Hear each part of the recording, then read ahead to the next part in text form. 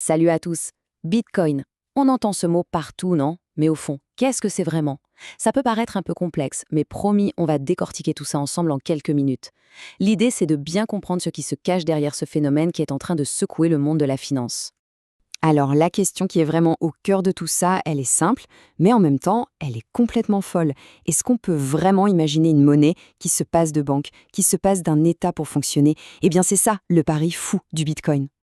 Ok, pour comprendre, il faut revenir au tout début. Et le début de cette histoire, c'est un énorme mystère. Ça commence avec une seule question. Mais qui est Satoshi Nakamoto? Alors voilà comment ça s'est passé. En 2008, un document technique apparaît sur Internet, signé par ce fameux Satoshi Nakamoto. Personne ne sait qui est derrière ce nom. L'année d'après, en 2009, hop, le réseau Bitcoin est lancé. Et puis, en 2011, après avoir mis le projet sur les rails, Satoshi disparaît, complètement, sans laisser la moindre trace. Ça reste l'une des plus grandes énigmes d'Internet aujourd'hui. Bon, l'histoire est fascinante, mais comment ça marche concrètement? Quel est le moteur derrière cette invention? La réponse, on l'a sûrement déjà entendue, elle tient en un seul mot, la blockchain. La blockchain, essayons de visualiser ça simplement.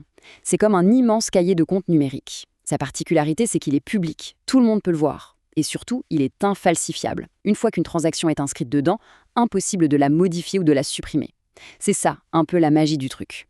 La confiance n'est plus placée dans une banque, mais dans le système lui-même, un système partagé par tous.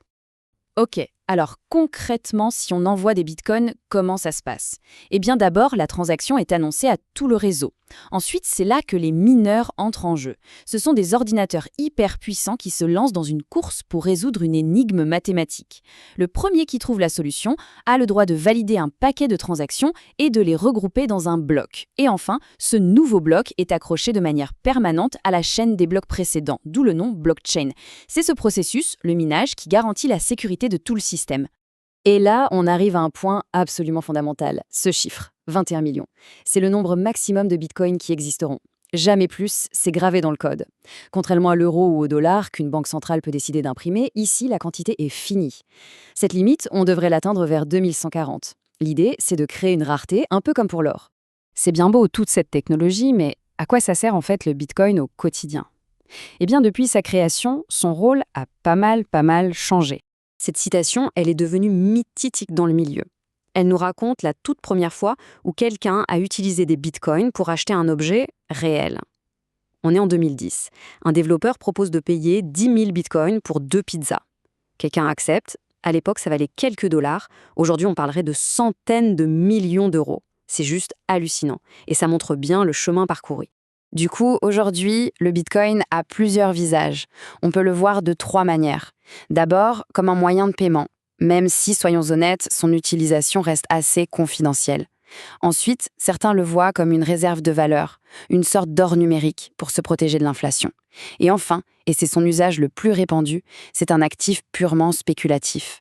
On en achète, on en vend, en espérant faire un bénéfice. Et c'est justement cette triple casquette qui nous amène au cœur du dilemme.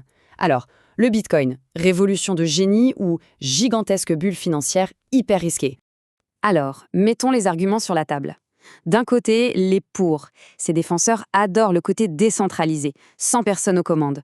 Ils parlent de transparence, de liberté retrouvée. De l'autre côté, les contre. Et là, la liste est longue. Des prix qui font le yo-yo, des risques de piratage, son utilisation pour des activités, disons, pas très légales. Et puis, le gros point noir, sa consommation d'énergie.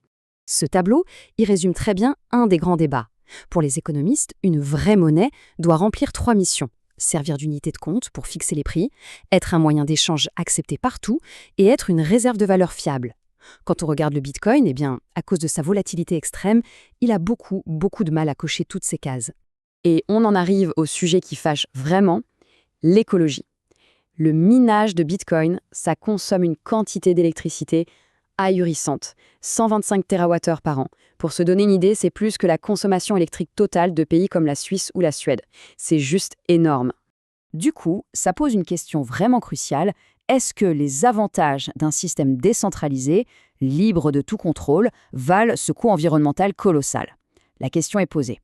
Et franchement, le débat fait rage et il est très loin d'être terminé. Au final, on se retrouve face à cette grande interrogation. Le Bitcoin, est-ce une véritable révolution, le début d'une nouvelle ère pour la finance, ou bien est-ce que ce n'est qu'une illusion, une prouesse technologique fascinante, mais qui au fond n'est pas viable sur le long terme? La seule vraie réponse, eh bien, c'est sans doute l'avenir qui nous la donnera.